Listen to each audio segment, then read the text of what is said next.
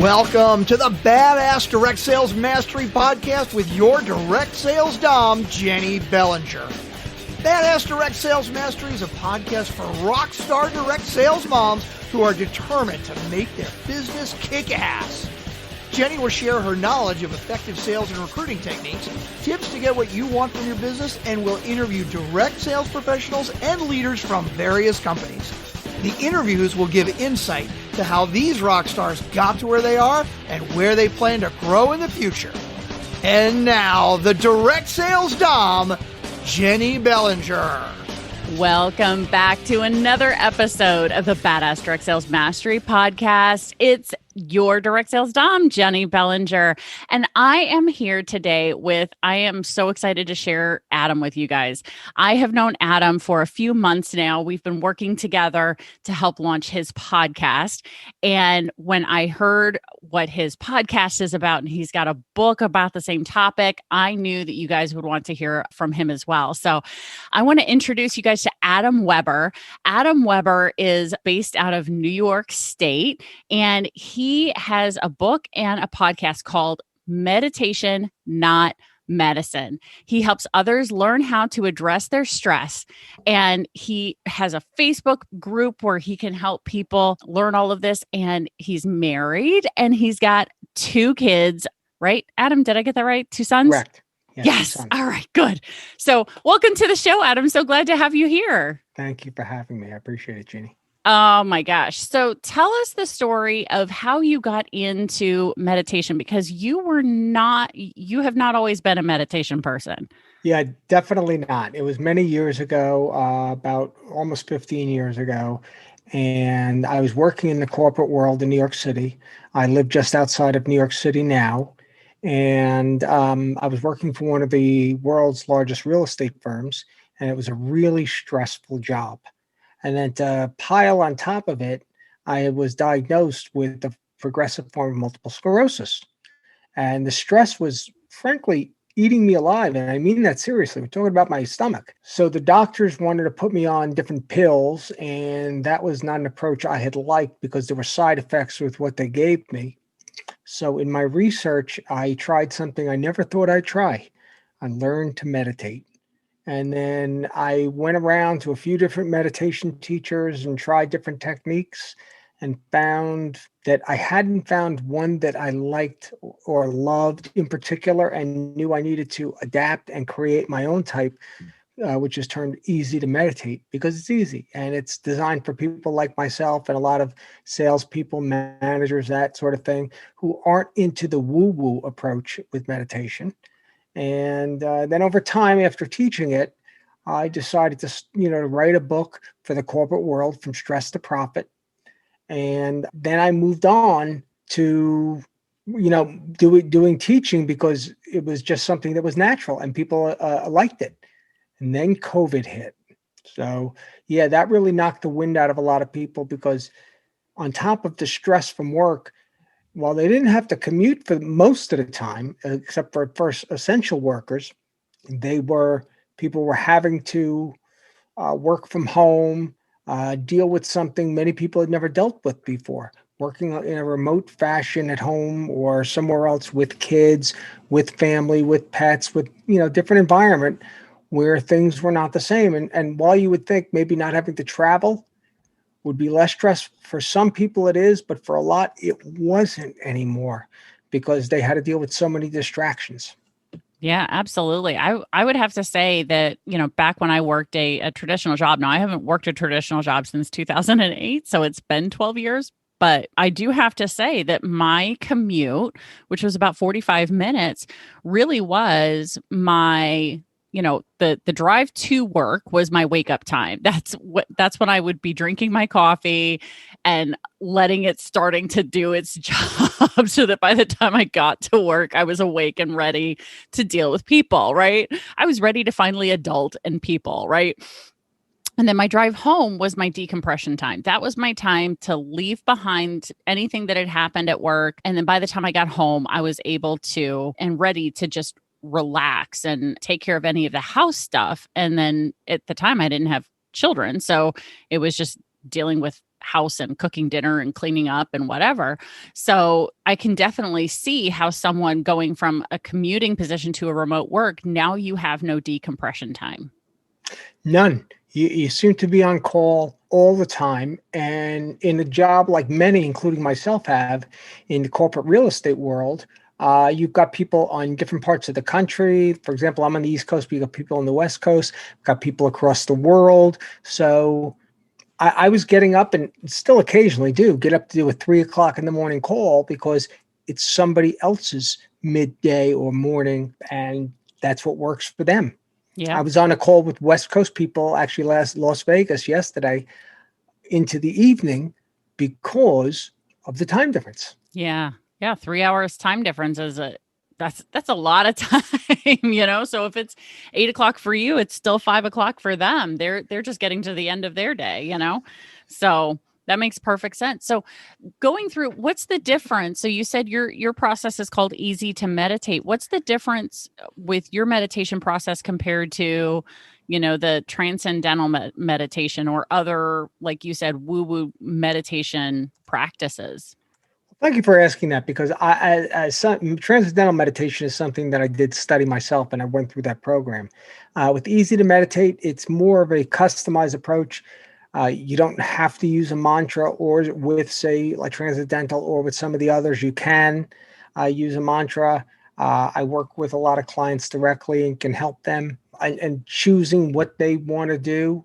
There's no specific time. Many of these, there's a specific time or a specific kind of music at all, or a specific cushion or even blanket or something like that. I mean, I took one training where they had me partially covered in a blanket on a cushion with daffodils on my lap. And I thought, wow. I mean, I'm not sure. It may help deepen the experience for some, but for some, that's just woo-woo. And if you work in the corporate world in America, I mean, just imagine sitting there in a suit or not in a suit, or for some, just saying, yeah, but I don't have any, daffodils or sunflowers or anything else around. And I mean, you might be in a place, like you might be in a car and you're like, well, I don't have my blanket. I don't have my cushion. And that's about Easy to Meditate. You can take it with you anywhere you go. You can use it anywhere you are. And again, I say the habit is portable, but more than that, it's really designed for those that are outside of the woo-woo world. Now, there's nothing wrong with the woo-woo world if that's what works for you. Right. It's just that there was a need for an alternative. And when I was teaching it, people were saying, yeah, I like it. I don't have a blanket. I don't have a cushion, or I don't want to say that in whatever language. There's mantras in different languages that they wanted to say it in.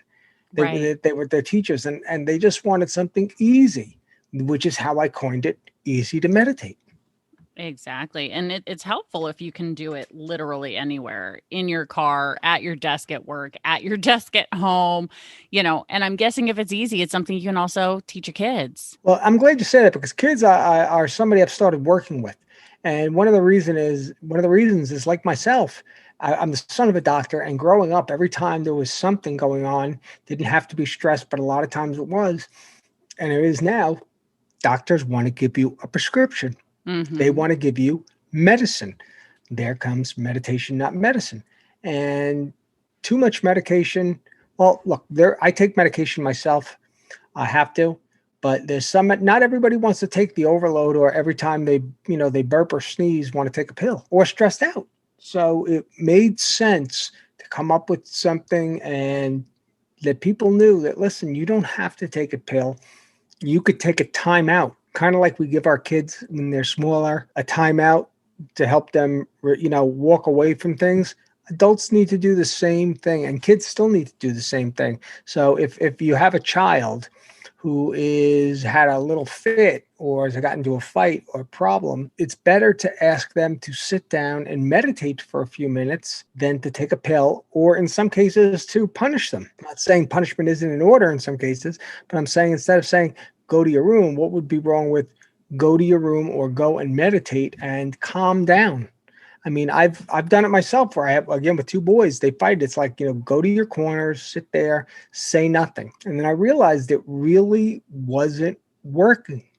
Right. So that's where it comes from with me personally. And again, I know a lot of parents that I've worked with and kids have said it's a much better approach. So how often are you meditating in your own personal life? I meditate every day. I don't miss a day. I haven't missed a day in years. It's something where people, if you didn't meditate every day, it wouldn't kill you. Right. But it's the kind of, and I worked with a client, it's the stories mentioned in my book, Meditation, Not Medicine, a corporate person where they kind of let the habit fall away. But the idea is it has a cumulative effect or a compound effect when you do it every day. So even if you can't do it one day for 20 minutes and then the next day you're doing it for 10, for whatever reason, it's that you're doing it. And I've had to handle it that way myself, especially when I've been in, traveling. Now I don't travel so well because of my illness, but you find the time and you make the time. And if you're doing it first thing in the morning, which is one day I teach, is you get your day started off right.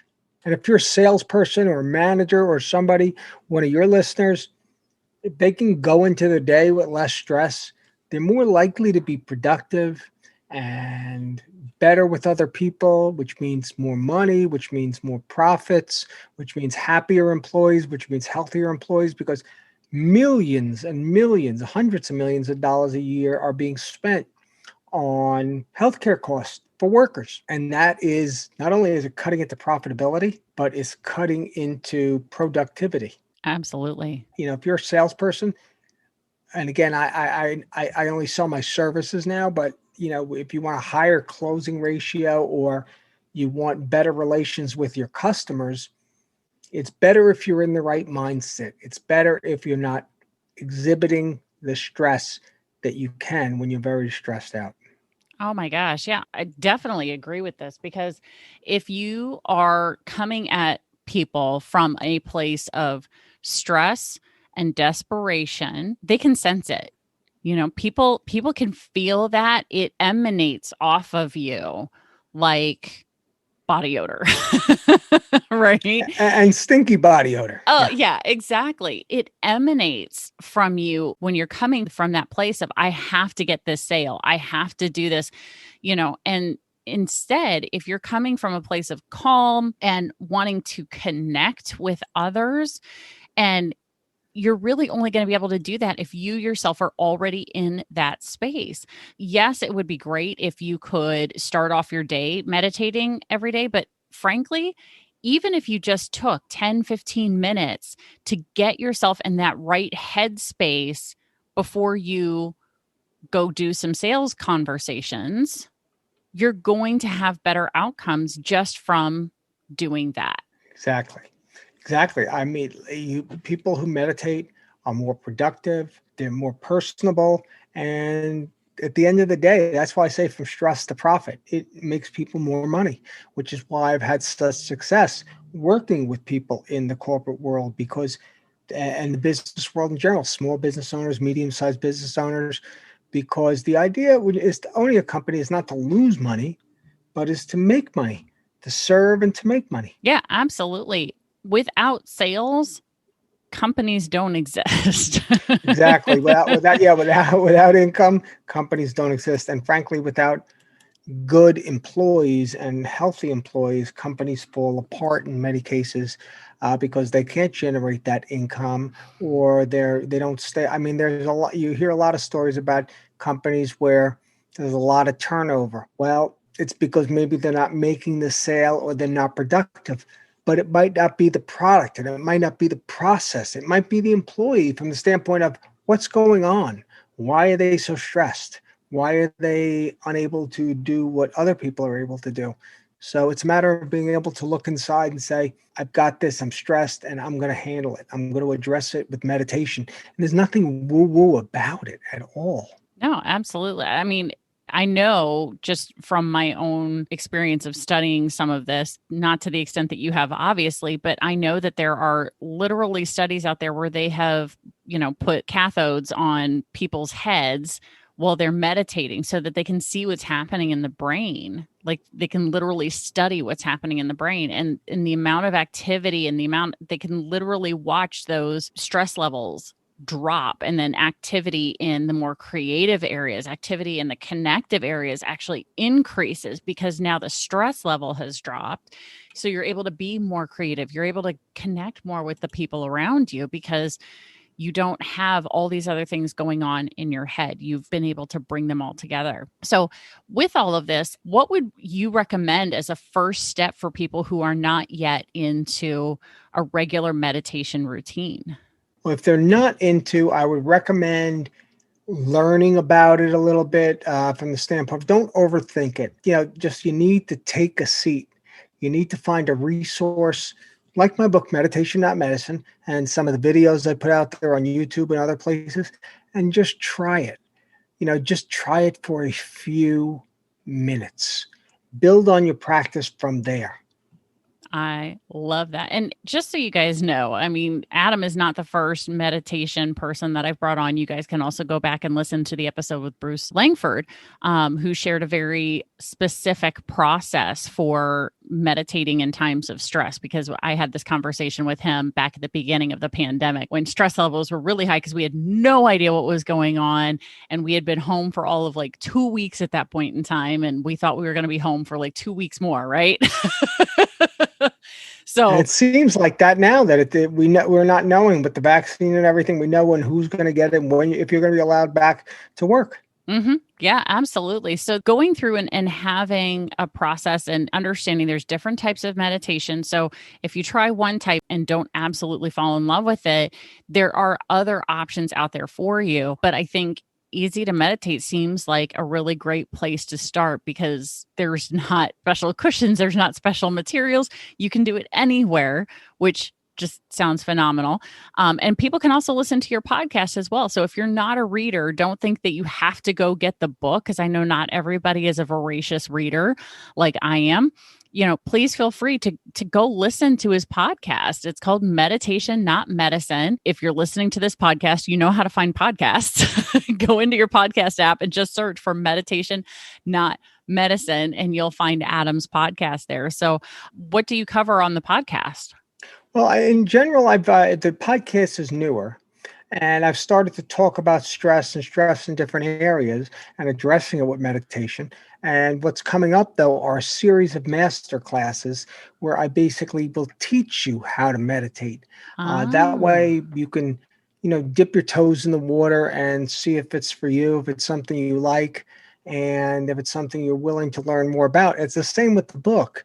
All my books are not written like I'm a voracious reader as well. It turns out the average person, doesn't get past 100 or 107 past that page in a book. The average person, not everybody. And so they stop short. I mean, I can't tell you the number of books I have where I'm 40, 50 pages in and there's a bookmark and then I've never read the thing again. Yeah. It's short by design, the book. The practice is meant to be non-complicated by design, and same with the videos, with the stuff on Facebook. I'm on all the social media platforms, whether you're on the Pinterest or Instagram or Facebook, LinkedIn. Especially if you're in the business world, you might only be on LinkedIn. But the idea is to not overthink it, to do what works for you. And it's about customizing the practice around you, working the practice into your life as opposed to what somebody else says. Because just because somebody says, no, you need to sit down and meditate for 20 minutes doesn't mean that that's what you necessarily need or what's best for you. And adding more stress to your plate isn't going to help. Yeah, no kidding. Stressing over how much you're meditating or not is not going to be helpful. Oh my gosh, no kidding, for sure. So Adam, is there a way that you would like people to reach out to you if they want to learn more about your meditative practices or your online courses that you have or the book or the podcast? Well, everything right now is branded under Meditation, Not Medicine. So if you want to go to the website, it's www.meditationnotmedicine.com. The first book, because this book is the first, it's a short book on purpose in a series, because then there's the second version, which I've already finished, which is with the editor, which is designed, I've already written From Stress to Profit.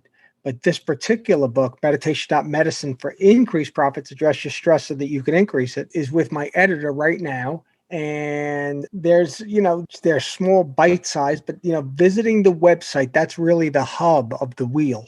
Gotcha. Where you can find everything. And again, we're all over social media. And I did that actually, while it's a little bit more stress, I've got a team that works on it because I want to make it accessible. If you like to go to Facebook, go to Facebook. Some people now, with the elections and other things too, don't want Facebook. They go to Instagram or they go to Pinterest. And I know people in the business world, and maybe some of your customers are or followers are, who only go to LinkedIn.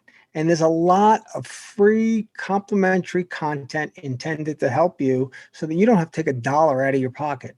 And but the courses that we're launching, there's going to be a smaller course, there's going to be a larger course, there's going to be a coaching program.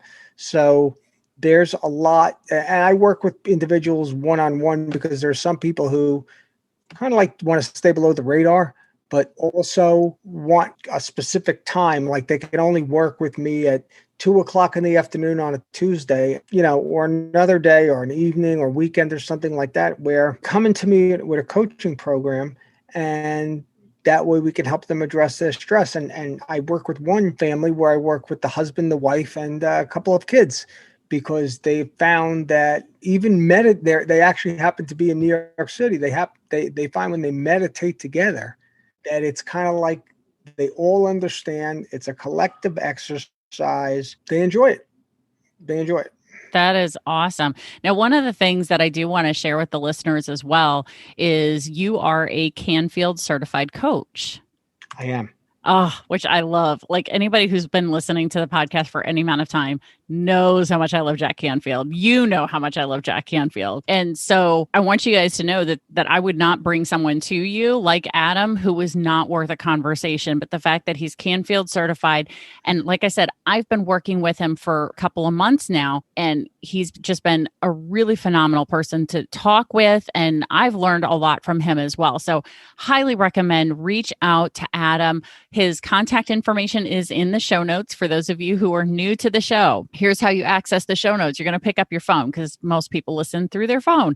Grab your phone, click on the episode, and then scroll up on your phone, and you're going to find all of Adam's information, his email address, all of his social media links if you want to go access them, as well as a place to go buy the book, Meditation, Not Medicine, and also the podcast link as well. We'll have all of those there so you guys can go listen, go subscribe, listen, rate and review his podcast as well. And if you haven't rated and reviewed this one, make sure you go do that too. Because as you guys probably have heard me say before, if you rate and review this podcast, reach out to me, let me know that you did it, and I will offer you a complimentary coaching session in return for that rating and review. I really appreciate it. But Adam, thank you so much for sharing your expertise with my audience, because this is something that's really going to potentially help them as they move forward in 2021 and beyond in their direct sales business. So thank you so much. Thank you, Jeannie. I appreciate having me on. And for your audience, I'll let you know, not everybody knows, but I've got that Canfield video in a couple places. If they go to the YouTube channel, it's not available for everybody, but it'll be available for you guys, where they'll get to see the interview that I did with Jack as I'm submitting this book to the editor, and he's taken the time to read the book. Excuse me. I know he's going to be on your podcast at some point, and he's an amazing guy. And I'm going to believe Jack believes in it. I don't know how people wouldn't believe it. I mean, because he doesn't endorse much. Right. But to endorse meditation really is a big thing. And guys, if you don't know who Jack Canfield is, go look him up. He, for me personally, was a life changer. I started being introduced to him with the Chicken Soup for the Soul books. And then in 2013, I read The Success Principles. And that was just the beginning of the journey to where I am today, thanks to him. And it's probably time for me to reread that book, go through and do those goals. Because I just found my little pack of index cards recently, Adam. You're going to appreciate this. I recently found my pack of index cards as I was moving some things around my house. And I was like, oh my gosh, I accomplished that goal and that goal and that goal. Well, that's what actually happens when you listen to somebody like Jack. He asks you to write things down and revisit them, and boom, next thing you know, Yeah. It's amazing. And guys, if you think Jack is unreachable, he's not. But let me tell you, Adam has been a phenomenal influence in my life as well these last few months. So, well, I'm going to let you get back to your busy day, Adam. Thank you so much for taking time to be on the podcast, and make sure everybody, you go check out the show notes here. Well, thank you for having me. I appreciate it. Absolutely. All right, guys, you know how this goes. Stay tuned because there's another badass episode on its way. Thanks for listening to the Badass Direct Sales Mastery Podcast with your direct sales dom, Jennie Bellinger. Why are you waiting to go to badassdirectsalesmastery.com? Don't make the dom get her whip. If you enjoyed this episode, make sure to share it with another rock star that you know in direct sales after you subscribe to the podcast so you won't miss any future episodes. You can also check out the show notes for links and any contact information mentioned in today's episode. We'll see you next time.